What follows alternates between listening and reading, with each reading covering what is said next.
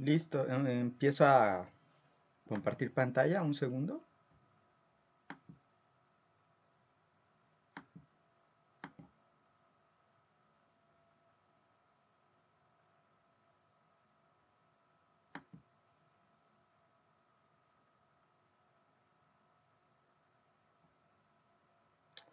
Bueno, vamos a continuar con lo que vi la vez pasada y pues ahora lo voy a ilustrar un poco con algunos datos, ¿no? Para que se vea cómo se calculan estos valores de las matrices de pesos y bueno, más o menos cómo podemos representar ese tipo de datos, ¿no? Entonces, bueno, voy a trabajar con unos datos que vienen en un formato que se utiliza para todos estos análisis georreferenciados, que es un formato que se llama shape.ashp y que justo como que tiene asociada pues varias cosas, ¿no?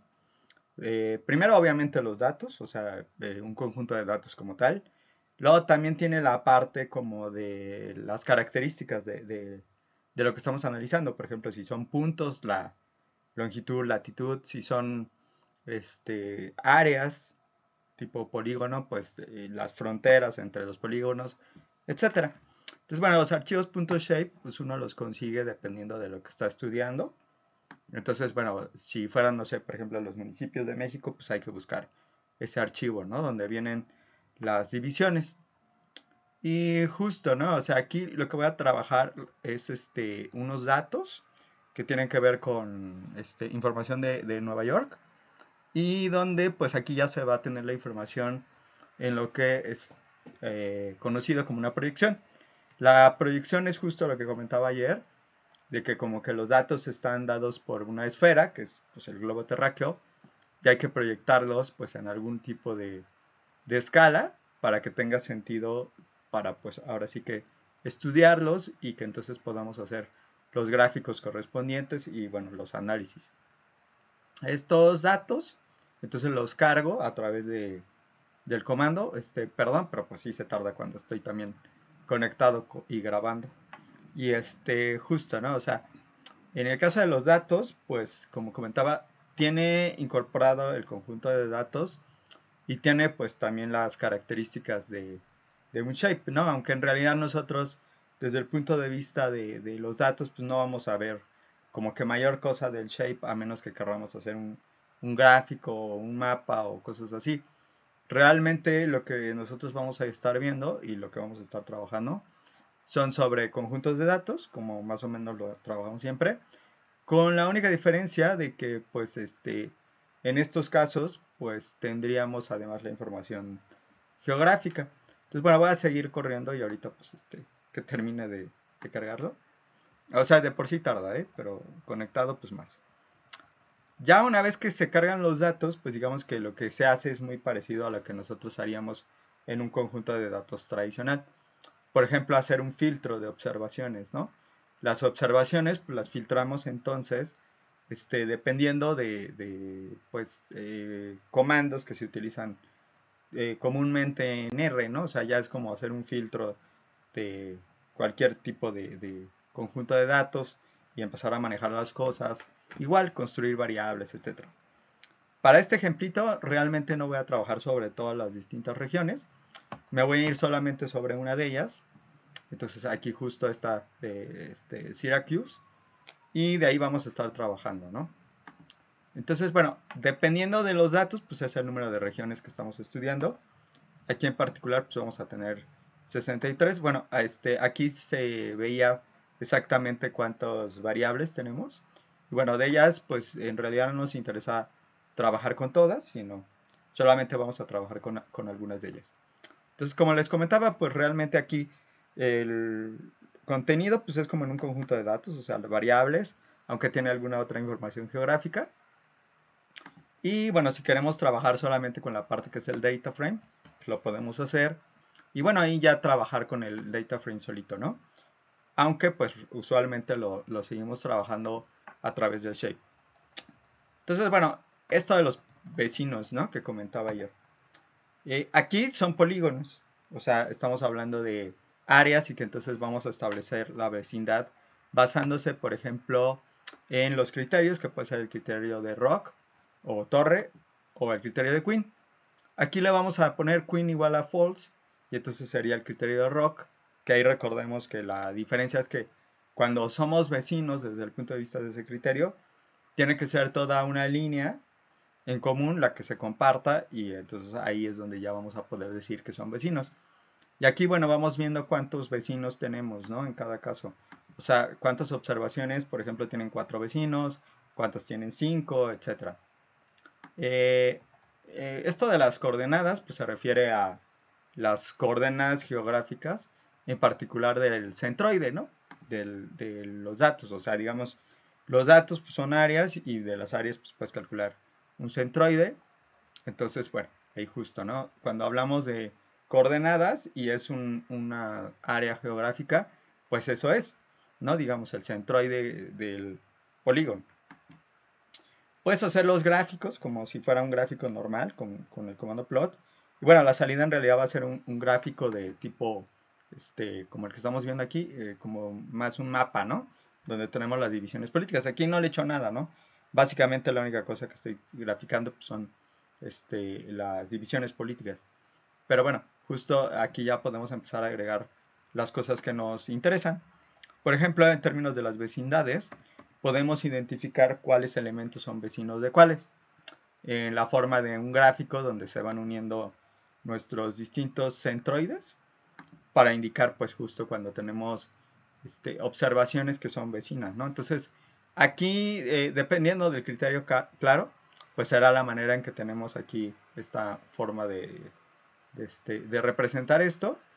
En particular, cuando tenemos esto que se calcula a través del criterio de ROC, el gráfico de la unión de los distintos centroides va a ser una gráfica que se conocen como gráficas planas porque no va a haber cruces entre las líneas para unir los distintos centroides, ¿no?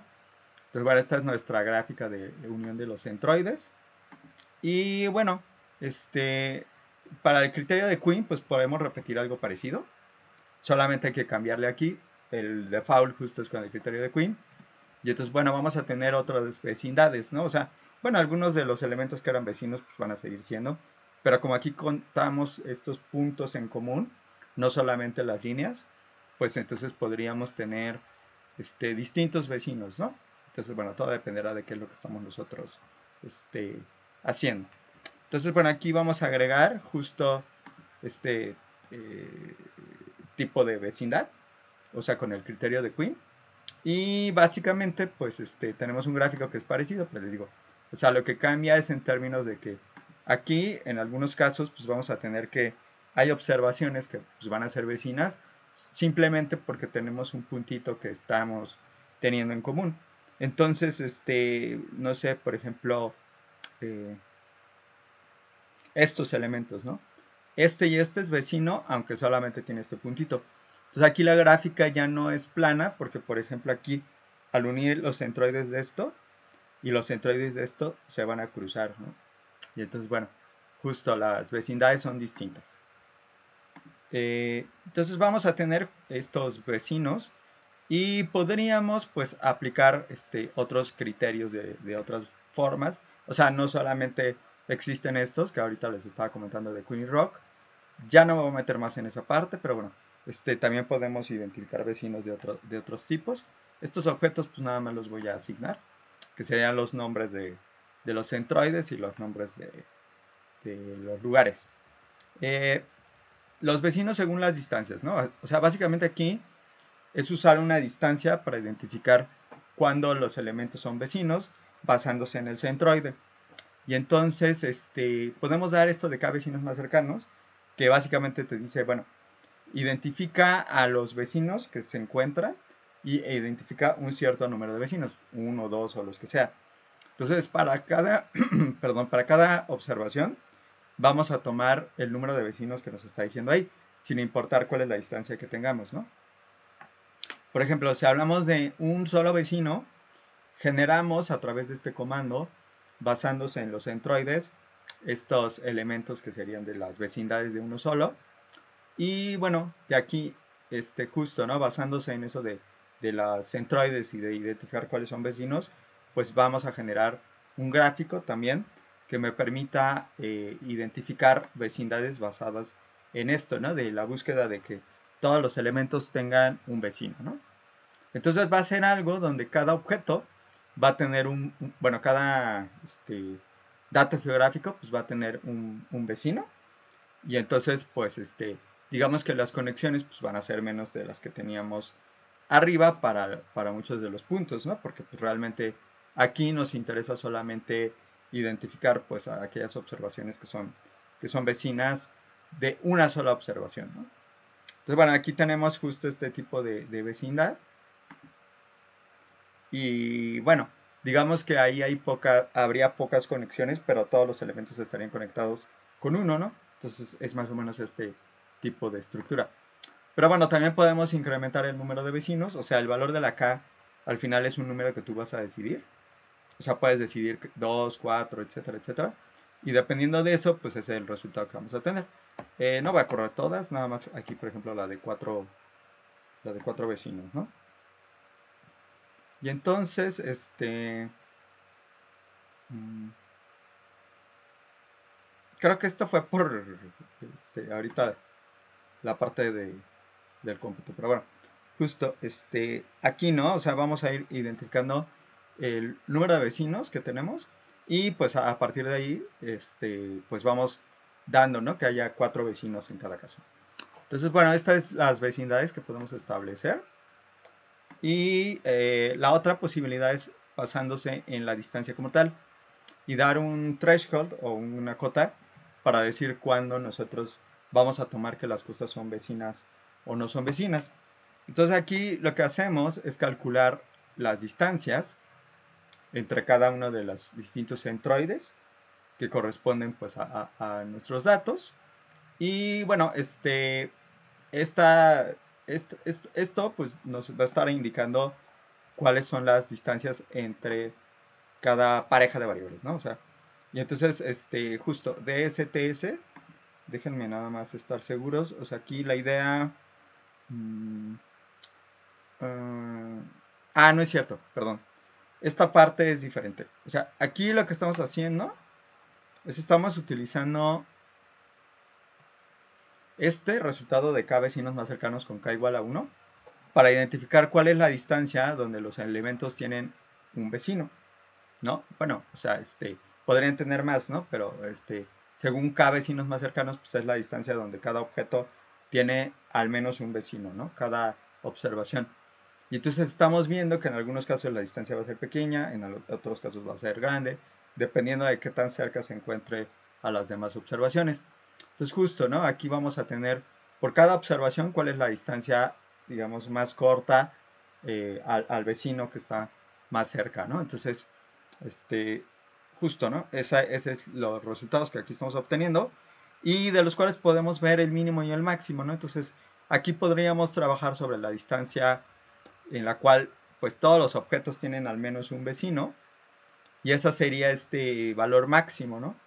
El máximo, que son 1544.6 metros, me indica la distancia donde pues cada una de las áreas geográficas pues tiene al menos un vecino, ¿no? O sea, digamos que desde la que está más cerquita a otras hasta la que se encuentra muy alejado a todos los demás, pues todas van a tener la posibilidad de tener algún vecino. Entonces, ese máximo lo podemos utilizar como una cota para decir, bueno, voy a tratar de obligar a que todos los elementos tengan al menos alguno de los elementos que son otras áreas, pues como vecinos. Y vamos a poder definir, pues, por ejemplo, el valor que nosotros pensaríamos que corresponde a esas distancias a partir de las cuales vamos a dar la cota para identificar vecinos. Por ejemplo, aquí vamos a decir, vamos a considerar vecinos cuando basándose en la distancia, nos encontramos en una distancia desde 0 hasta 0.75 de esta distancia más corta en la que todos los elementos tienen al menos un vecino. Como es 0.75, sí puede haber observaciones que no tengan vecinos, ¿no? Porque no estamos llegando al máximo. Entonces, esta sería como una cota donde sí permitimos algunos elementos que no tengan vecinos, pero esperaríamos que fueran pocos. Esto, por ejemplo, podría tener sentido también de que no haya vecinos en los casos donde tengamos islas, ¿no? Literal islas, ¿no? Como pues, distintos lugares, ¿no? Del globo terráqueo. Entonces ahí pues las conexiones que nosotros tenemos, por ejemplo, si usas un criterio de Queen o de Rock, pues no se darían, porque pues ahí en las islas no hay una conexión a través de una línea, ¿no? O algún elemento en común. En cambio, con distancia sí podríamos tener aún así que haya vecindades. Entonces, bueno, aquí, por ejemplo, este elemento y este elemento no tienen vecinos usando esa cota porque pues estamos en la distancia que no es la mínima, ¿no? Para que todos al menos tengan un vecino. Y bueno, ahí le podríamos incrementar justo, por ejemplo, para que todos al menos tengan un vecino. Simplemente le cambiamos en lugar de 0.75 a un valor de 1. Calculamos el valor correspondiente. Y en el gráfico, pues entonces, ahora sí va a pasar, ¿no? Que todos los elementos tienen al menos un vecino. Puede ser que unos solamente tengan uno. Justo estos que estaban muy alejados, por ejemplo pues ya solo tiene uno, pero ya hay más conexiones, ¿no? Hay más vecindades. Y bueno, de ahí nosotros le podemos cambiar a que sea 1.5 o algún otro tipo de valor, ¿no? Y bueno, también existe la alternativa de usar algún otro software de análisis de datos georreferenciados. En particular hay uno que es como bastante amigable, que se llama Geoda. Y también en Geoda puedes generar este tipo de vecinos espaciales, ¿no? Y de pesos espaciales. Y bueno, resulta que ese tipo de vecinos que generas en otros software, también los puedes cargar, ¿no? Y usar las vecindades que generaste con otro software para el análisis que tú vayas a hacer más adelante. Entonces, por ejemplo, aquí se cargó unos vecinos que venían de otro lado y también pues se puede hacer el gráfico de esas vecindades que cargamos con otro software estadístico, ¿no? Entonces, bueno, de análisis más bien geográfico, ¿no? Porque bueno, hay muchos, digamos, tipos, ¿no? De software que te puede ayudar para análisis georreferenciado. Y bueno, entonces justo, ¿no? Ya al final, pues, independientemente de cómo lo hayamos hecho, este, vamos a tener pues nuestras vecindades. Y de aquí podemos empezar a trabajar con lo de los pesos espaciales. Lo que tenemos que hacer es que, bueno, ya que decidimos como que qué tipo de vecindad vamos a utilizar, usamos este comando para llevarlo a pesos espaciales. Ahí dependiendo del tipo del estilo del peso espacial, como platicábamos ayer, pues va a ser la matriz que se va a generar. Puede ser estas matrices en las cuales la suma de los elementos de un renglón, o sea, la de las conexiones de una área geográfica con sus vecinas, se reparta para que suman uno, o puede ser algún otro tipo de estructura. Entonces, bueno, aquí justo, ¿no? Nosotros tendríamos que decidir qué tipo de estructura vamos a utilizar. Y bueno, aquí por ejemplo nos está diciendo el número de regiones que estamos estudiando, que son las mismas, 63. Las conexiones que tenemos, que aquí serían 346. Los pesos que no son cero. Hay un porcentaje que es del 8.71. Hay muchos ceros porque hay muchos elementos que no son vecinos. Y bueno, de aquí nosotros ya podemos empezar a ver de forma ya explícita quiénes son los pesos. Entonces, en particular, esta salida va a ser como un listado donde para cada uno de los distintos elementos, en este caso unidades espaciales, que son las 60 y tantas que estábamos viendo arriba, vamos a tener el peso de los elementos que son sus vecinos. Y por ejemplo aquí, en todos los vecinos de la unidad geográfica 38, tenemos peso de 0.125, ¿no? Que sumado sobre todos los posibles vecinos, pues me tiene que dar 1. Entonces, bueno, este es el valor que nosotros vamos a tener. Y bueno, si queremos ver cuáles eran los vecinos de forma explícita, también los podemos ir viendo, pues digamos de manera, como aquí, explícita, ¿no? Entonces vamos a ir viendo por cada objeto, pues cuáles son los vecinos. Por ejemplo, para la región 1 son el 2, 5, 11, 21, 22, ¿no? Y de acuerdo a los pesos, pues a todos estos elementos de las vecindades de la región 1 se les asignó los valores respectivos, ¿no? Como aquí, ¿no? Punto 2, punto 2, punto 2. Entonces, bueno, aquí no me lo da explícito como una matriz como tal, pero bueno, se podría reconstruir la matriz como la que estábamos viendo ayer. Y bueno, los pesos los podemos tener de distintas maneras, o sea, pueden ser esos pesos que estábamos viendo ahorita, pero también podrían ser otros tipos de pesos, como los pesos binarios, que básicamente es simplemente indicarme con un 1 si algo es un vecino y 0 si no es vecino, como aquí lo estamos viendo. También tenemos otros pesos donde hacemos que la suma coincida con el total de ligas que tenemos, que justo es lo que hace este estilo C. Ah, no es cierto, tiene que ser el número de observaciones, no el número de ligas, que son 63.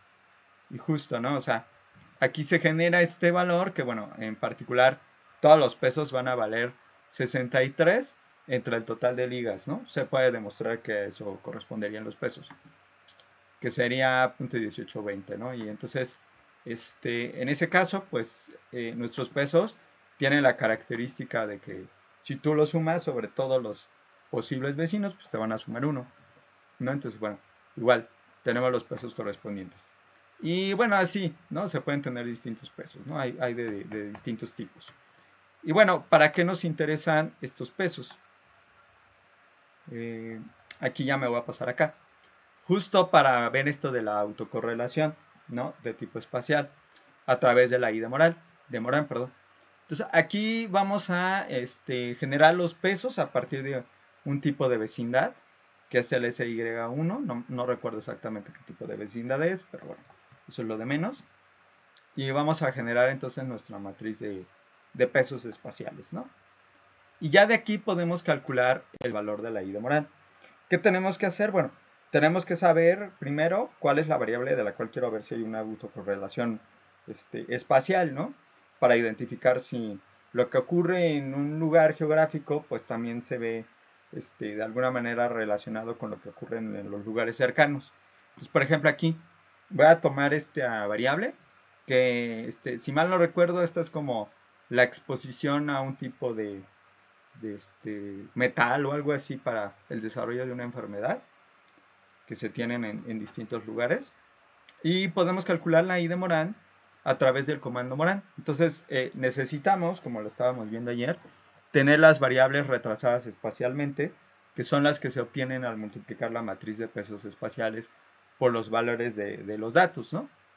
Y entonces nos generarían estos valores retrasados espacialmente, que se estandarizan, se multiplican por los valores originales y entonces justo, ¿no? Al momento que nosotros calculamos la I de Morán, pues se basa en estos valores que tenemos estandarizados de dos observaciones distintas, I y J, y de estos pesos espaciales que nosotros vamos a estar utilizando para generar el producto de la matriz, perdón, de la variable original estandarizada multiplicada por la variable que nosotros tenemos retrasada espacialmente, y eso se calcula para cada pareja de posibles áreas, ¿no?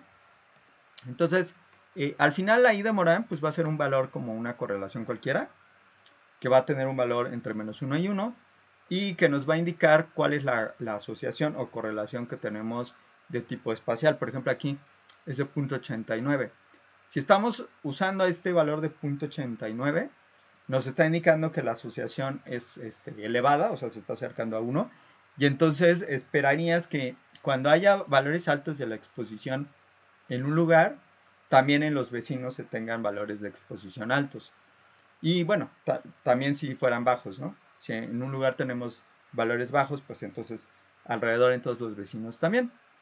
Y podemos hacer un grafiquito donde podamos incluir, pues ahorita se los voy a enseñar, eh, el valor de la I de Morán y una recta que es bastante útil para todos los datos de análisis espacial. Básicamente lo que se hace es un diagrama de dispersión entre los valores originales de los datos, o sea, en este caso la variable, contra los valores correspondientes a la variable retrasada espacialmente. Cuando hay una correlación, bueno, primero, se puede demostrar que la I de Morán es la pendiente de esta relación lineal entre esta y esta variable. O sea, es como simplemente ajustar una regresión que pasa por el 0, ahí sí obligamos a que pase por el 0, y que pues justo su pendiente sería esta. Luego aquí, estos cuadrantes nos ayudan para identificar a los elementos que tienen características parecidas. Por ejemplo, si estamos en este cuadrante, estamos identificando observaciones donde tenemos valores altos en la variable y también tenemos valores altos en las variables que se encuentran alrededor, digo, en las áreas que se encuentran alrededor. Entonces, estos son los que tienen ese estilo. Este es el estilo donde tenemos valores que son bajos, rodeados de valores bajos. Aquí no aparecieron estos, pero sí podrían aparecer también este y este cuadrante. Y aquí es donde tenemos esos como outliers espaciales, donde hay valores altos en una variable y, por ejemplo, valores bajos en la variable retrasada espacialmente, ¿no? Y esto nos habla de lugares que se encuentran como diferentes a, a los vecinos, ¿no? En cuanto a su comportamiento. Y bueno, esta es nuestra I de Morán. Entonces, bueno, podemos calcular esto y podemos hacer este tipo de gráfico. Entonces, bueno, justo, ¿no? Aquí lo que quería mostrarles es más los conceptos de las cosas que estuvimos viendo ayer. Y bueno, ahora sí, ya hoy pasaría a la parte que sería como ya la modelación con los modelos lineales. Entonces me voy a pasar a un poco de cosas de cómo se hace este proceso. Y por acá.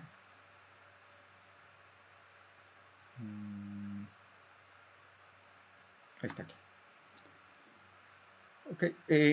De hecho, las ideas de los modelos que vamos a estar hablando, bueno, la mayoría, son muy parecidas a las que usamos en series temporales. Solamente que aquí estamos hablando de la relación espacial, ¿no? O sea, esa es la diferencia. Digo, no me da tiempo obviamente de hablarles de toda la parte de inferencia, de la I de Morán y esas cosas, o de los clusters espaciales con más detalle, pero bueno, aquí voy a entrar a esto de los modelos lineales en datos espaciales, ¿no? Entonces, bueno, lo primero es que cuando nosotros estamos analizando datos asociados a lugares geográficos, puede ser que la relación que estemos observando entre las variables que estamos estudiando independiente y dependiente, pues no sea correcta, justo porque estamos teniendo una dependencia espacial, entonces no hay independencia. Entonces, si nosotros queremos identificar primero si tenemos este problema, podemos hacer un ajuste de un modelo tradicional de regresión lineal, en el cual nosotros vamos a identificar a través de los residuos si tenemos este problema de independencia, de falta de independencia, causado por el problema de dependencia espacial. Para ello lo que tenemos que hacer es calcular la I de Morán sobre los residuos del modelo. Entonces haces tu modelo como siempre, calculas los residuos y le obtienes la I de Morán, ¿no? Entonces, si hubiera una correlación importante, nos está hablando de que justo, pues como que esta dependencia espacial la tenemos que considerar y hacer una modificación a los modelos. Entonces, bueno, en esta modificación de los modelos tenemos varias opciones, ¿no? O sea, hay opciones que se pueden basar, bueno, hay varias alternativas. Una alternativa, que esa no la voy a ver porque pues también, obviamente no puedo ver todas las posibilidades, pero bueno, una alternativa es construir una cosa que se llama un variograma, que es la manera en que se va relacionando el valor de una variable de acuerdo, bueno, el valor de la variable consigo mismo a través de la distancia, ¿no? O sea, como que dependiendo de la distancia, pues vamos generando estos variogramas. Y entonces, basado en eso, podemos construir una matriz de varianzas y covarianzas en la cual consideremos una estructura de correlación de tipo temporal basado en eso que comenté, que es el variograma. Esa es, pues, es una alternativa, ¿no? O sea, digamos que ahí es parecido a lo que vi en el caso longitudinal, donde a través de ese variograma nosotros vamos a definir cuál es la estructura de correlación, como cuando incluí la de series temporales, pero en ese caso sería incluir una de serie de datos geográficos. La otra opción es esta que voy a dar, que se basa en los pesos espaciales y que de alguna manera se parece a los modelos ARMA, ¿no? Que nosotros hemos estado, bueno, no nosotros, no, que se ven en análisis de series de tiempo. Entonces, bueno, aquí hay varios modelos. Ahorita les voy a hablar de uno que es el llamado Spatial Lag Model, ¿no? Entonces, este modelo de retraso espacial, básicamente lo que hace es como muy parecido a cuando en un modelo en series temporales tomas un proceso autorregresivo de orden 1. Ahí, ¿qué haces? Pues tratas de relacionar el valor de la y en un tiempo t con el valor de la y en el tiempo previo, ¿no? A través, pues, justo de un retraso temporal, en ese caso. Aquí vamos a hacer algo parecido, pero digamos que el retraso, en lugar de que sea temporal, va a ser espacial. Entonces lo que vamos a tomar es nuestra y, es así igual, pues es la variable output. Pero en el caso de los inputs, bueno, además de los inputs tradicionales, las x's, las que estés tú tomando, más la parte del error, que todo esto es como siempre, vamos a incluir un, una parte de retraso espacial, que sería como una parte autoregresiva espacial, ¿no? Donde incluimos un coeficiente, ρ, y luego lo multiplicamos por la variable retrasada espacialmente. Entonces les digo, es muy similar al caso de un proceso autorregresivo temporal, pero en este caso es de tipo espacial. Y bueno, evidentemente cuando la ρ vale 0, pues sí, vamos a tener, pues ahora sí como una consecuencia directa, que estamos frente al modelo de regresión tradicional. Entonces, bueno, de hecho se puede hacer también inferencia con la ρ para saber si es significativa o no es significativa y saber si es necesario incluir esa parte o no es necesario. Pero bueno, básicamente en ese modelo pues incluimos esta parte para hablar de esa parte espacial, ¿no? Entonces, digo, en términos muy generales, les voy a platicar cómo se hace la estimación, que se relaciona con mínimos cuadrados generalizados, que son esos modelos que funcionan cuando la matriz de varianzas y covarianzas no es sigma cuadrada de identidad.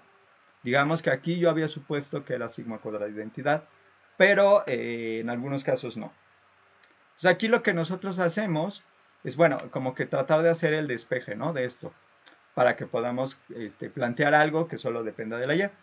Entonces mandamos esto de este lado derecho al lado izquierdo, con signo menos. Entonces nos queda esta ecuación.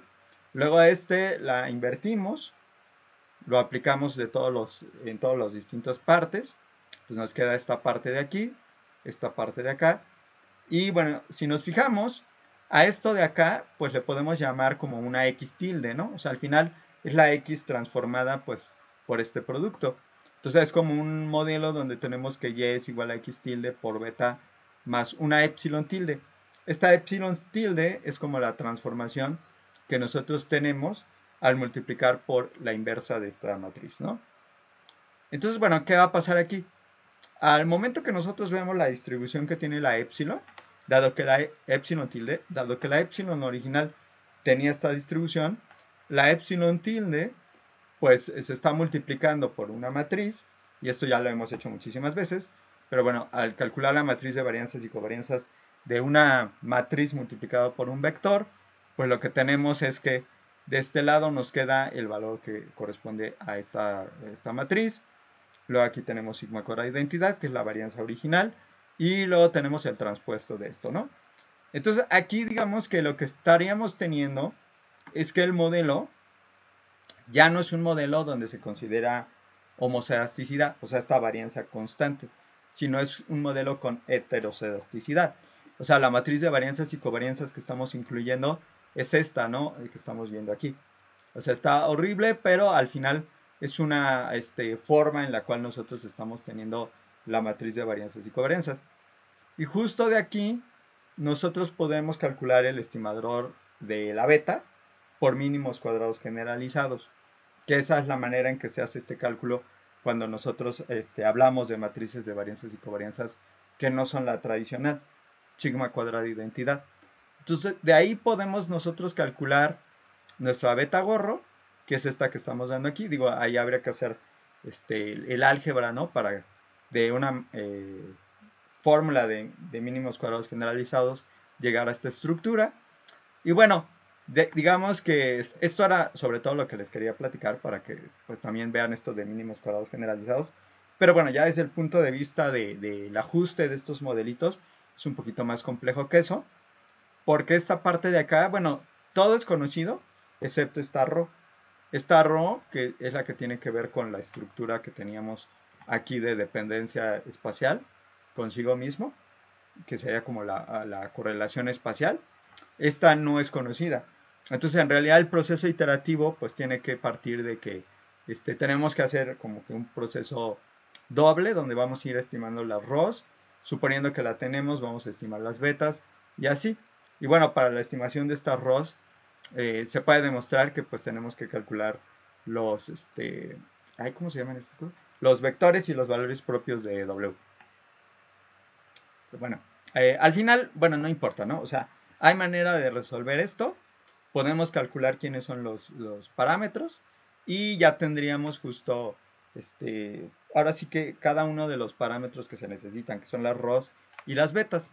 Ya desde el punto de vista práctico, como les comentaba, pues se puede hacer una inferencia para identificar si esta RO es significativa o no es significativa, ¿no? Y saber si esa autocorrelación espacial era importante incluirla o no era importante incluirla. Y bueno, aquí hay también algunos otros métodos que se pueden aplicar de tipo numérico para que pues tengamos la posibilidad de que en general no sea tan difícil hacer el ajuste, ¿no? Del modelo. Por ejemplo, aquí hay un método, que es este método FUR, eh, que es el método basado en valores propios, pero hay otros métodos que se basan en una descomposición de Cholesky y que son más fáciles de implementar cuando tenemos muchas observaciones. Pero bueno, independientemente del método numérico, pues tendríamos la forma de resolverlo. Y bueno, resulta que en algunos casos tendremos que tener cuidado con las vecindades espaciales que generemos, porque pues hay vecindades espaciales en las cuales un elemento puede ser vecino de otro, pero ese otro elemento no puede ser vecino de la observación original.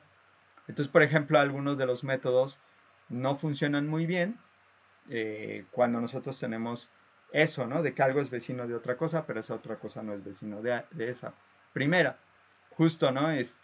Aquí en el caso de estos métodos de la descomposición, pasa ese tipo de cosas, ¿no? Entonces, bueno, son como detalles un poquito más técnicos, pero bueno, al final tenemos la posibilidad de ajustar y de ya saber si algo es significativo o no. La manera de saber si es significativa la RO es como algo que tradicionalmente se hace cuando comparamos modelos, que un poco les platiqué al momento de eso de los efectos aleatorios.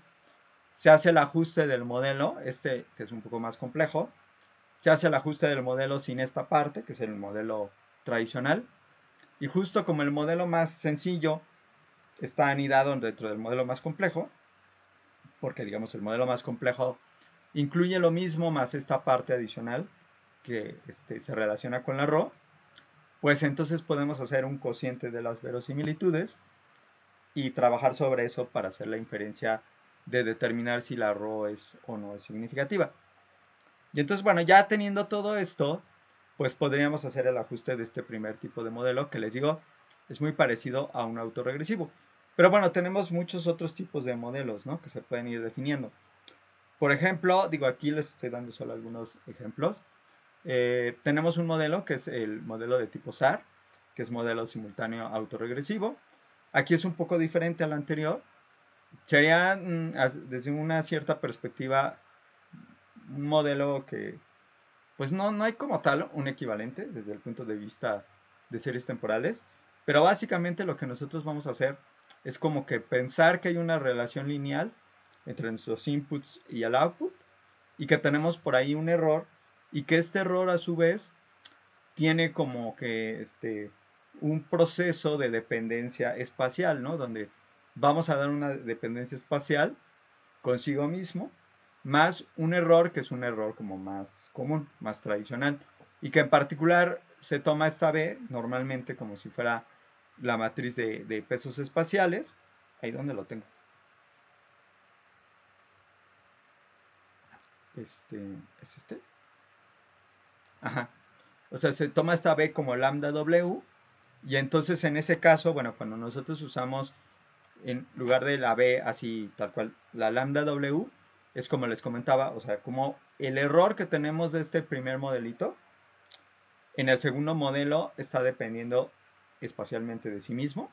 Digamos que aquí tenemos todo aquello que no hemos podido especificar a través de la relación lineal entre las x's y las y's, como todas aquellas cosas que no pudimos medir o cosas que no conocemos y que lo mandamos a ese error.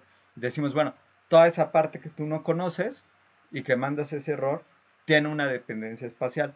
O sea, básicamente eso es lo que estamos diciendo a través de este tipo de estructura. Bueno, aquí ya se incluyó, ¿no? O sea, en lugar de dejarlo separado, así como epsilon igual a lambda w epsilon, perdón, e igual a lambda w más epsilon, lo que hacemos pues, es ya integrarlo acá, ¿no? Pero bueno, este es el modelo simultáneo, ay, perdón, este es el modelo, ay, ¿dónde está?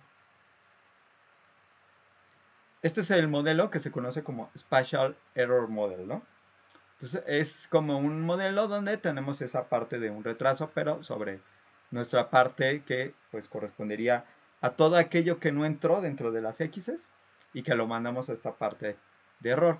Y bueno, en el caso de la estructura de varianzas y covarianzas para la epsilon, que sería nuestra parte de nuestro error tradicional, pues tenemos la estructura tradicional. Y otra vez podemos aplicar todos esos mismos procesos de mínimos cuadrados generalizados y pues descomposición de Cholesky, valores propios, etcétera, etcétera, para hacer la estimación. Y bueno, la inferencia es justo lo que les decía, ¿no? O sea, entre error espacial y retraso espacial, que son modelos de los más conocidos, pues no hay un anidamiento. En ese caso sí no se tiene un anidamiento entre ambos modelos, porque son cosas diferentes. Y entonces, pues ahí la única alternativa es usar un criterio de información para hacer una comparación. Y bueno, la otra posibilidad, en el caso de que queramos comparar este modelo con el modelo tradicional, sin la parte del retraso espacial, bueno, ese sí no habría problema. Ajustamos ajustamos el modelo sin la lambda o con lambda igual a 0, que es el modelo tradicional. Calculamos el cociente de verosimilitud entre el modelo más pequeñito, el modelo más simple y el modelo más complejo.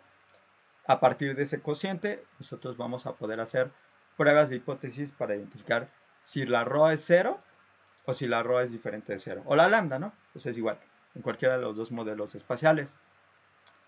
Y bueno, ya teniendo esto, pues podríamos saber cuál modelo es el que se está ajustando.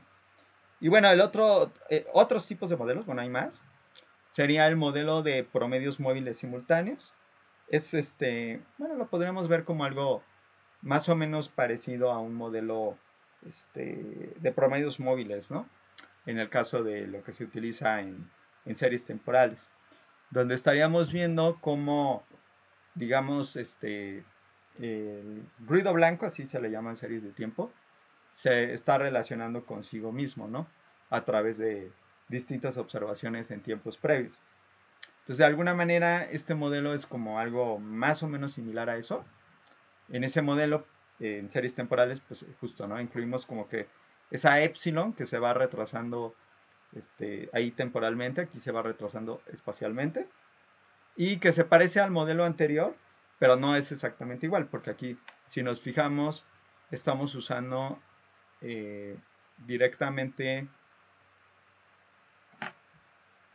bueno, en el de abajo estamos usando directamente la epsilon, esta misma, en lugar de la e, y aquí estamos usando la e, ¿no? Esa es la diferencia. O sea, digamos como que aquí estamos aplicando como si fuera un proceso autorregresivo sobre el error, y en el otro, pues es como algo tipo promedios móviles, donde pues estamos hablando de que toda esta cosa que es nuestro error no explicado, es el que tiene la estructura de relación consigo mismo.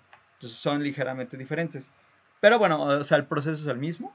Podemos estimarlo, el modelo, y podemos ajustarlo en unos datos, ¿no? Para obtener justo lo que nosotros queremos, que son modelos donde pues se considere la estructura espacial y que entonces no hay una independencia, ¿no? Porque pues, se tiene esa dependencia a partir de que las observaciones se encuentran cerca. Y bueno, se tiene incluso, bueno, aquí no lo puse, pero hay incluso un modelo que sería como el equivalente a un arma, en series temporales, que es un modelo igual, combinando la parte que es la autorregresiva con la de promedios móviles, que es un modelo SARMA, y que también contiene pues esta parte tanto de lo autorregresivo espacialmente como promedios móviles. Y cualquiera de estos modelos lo podemos aplicar sobre los datos y al final de todos ellos pues vamos a escoger alguno, ¿no? Entonces es un poco la idea de cómo funcionan estos modelos. En términos muy generales, ¿no? Obviamente no me estoy metiendo tan a fondo, solamente pues, la idea es que tengan como el conocimiento. Y eso sí, pues sí les voy a poner un ejemplito, ¿no? Para que puedan ver más o menos cómo se utiliza. Quizá no lo acabe hoy, pero bueno, lo importante es sobre todo que les muestre algunas cosas de las preliminares. Entonces vamos a usar los mismos datos, los de Nueva York. Creo que ya no es necesario cargarlos porque los acabo de cargar. Y de aquí, bueno, de acá, no sé si ya lo tenga también cargado, déjenme ver. Sí, ya está. Entonces, bueno, todo esto ya lo tenemos, ya tenemos los vecinos, ya tenemos cuáles son los vecinos espaciales, basándose en lo que sea que se haya hecho aquí, no me acuerdo. Pero bueno, con cualquier tipo de procedimiento tienes tus vecinos espaciales, generas los vecinos y a partir de ahí vamos a estar trabajando con la matriz de pesos espaciales. Vamos a trabajar con esta del estilo B, que simplemente son valores unos y ceros. Déjenme ver, no la tenía todavía, sí no. Entonces son valores unos y ceros porque la B viene de binario. O sea, básicamente solo me dice si algo es un vecino o no es un vecino. Podemos ajustar una regresión tradicional. Estos datos tienen, déjenme acordarme de qué se trata porque la verdad no me acuerdo. La Z. Sí, la Z tiene que ver con la tasa de leucemia que se va a tener. Y vamos a tener por ahí varias variables que se relacionan con características de las distintas regiones, ¿no? De las distintas áreas. Por ejemplo, esta tiene que ver con lo que les había comentado hace rato, la exposición, aquí en particular a un químico, y que entonces se piensa que está asociada con mayor leucemia. Y bueno, tenemos algunas otras variables por ahí como el porcentaje de individuos que tienen edad superior a 65 años. Aquí también tenemos una que podría ser de tipo económico, como el porcentaje de individuos que tienen su propia casa, etcétera, ¿no? O sea, aquí al final pues vamos a ajustar una regresión entre esa tasa de presencia de leucemia y bueno, aquí en particular estas tres variables, ¿no? Entonces, cuando hablamos de aplicar una LM tradicional, pues es simplemente usar nuestro comando LM, el de siempre. Solamente que aquí nuestros datos pues, sabemos que están asociados a aspectos espaciales. Entonces, bueno, tenemos nuestros coeficientes. Por ejemplo, aquí, este es interesante porque parecería que la exposición no es relevante, ¿no? No salió significativa con el p-valor. Entonces, bueno, hay que ver si sí es cierto esto o no es cierto, ¿no? Y para ello, para probar la posible correlación temporal y falta de independencia, podemos trabajar sobre los residuos del ajuste de la regresión, o sea, hacer cálculo de nuestros residuos de siempre, y a ellos son a los que les podemos aplicar el comando de la I de Morán. Aquí en particular estoy poniendo que se aplica un comando donde también me va a dar la inferencia, ¿no? Es decir, si la I de Morán me indica que la correlación es significativa o no es significativa. Entonces aquí se calcula el estadístico de la I de Morán, pero no me interesa tanto eso, sino que, bueno, aquí está, ¿no? De todos modos, se calcula el estadístico, pero más que nada me interesa saber si es significativo o no es significativo. Entonces aquí vamos a tener que la I de Morán se puede calcular un estadístico estandarizado. Ese estadístico estandarizado se puede utilizar para inferencia, que tiene como hipótesis nula que la autocorrelación espacial es cero contra la alternativa de que es diferente de cero.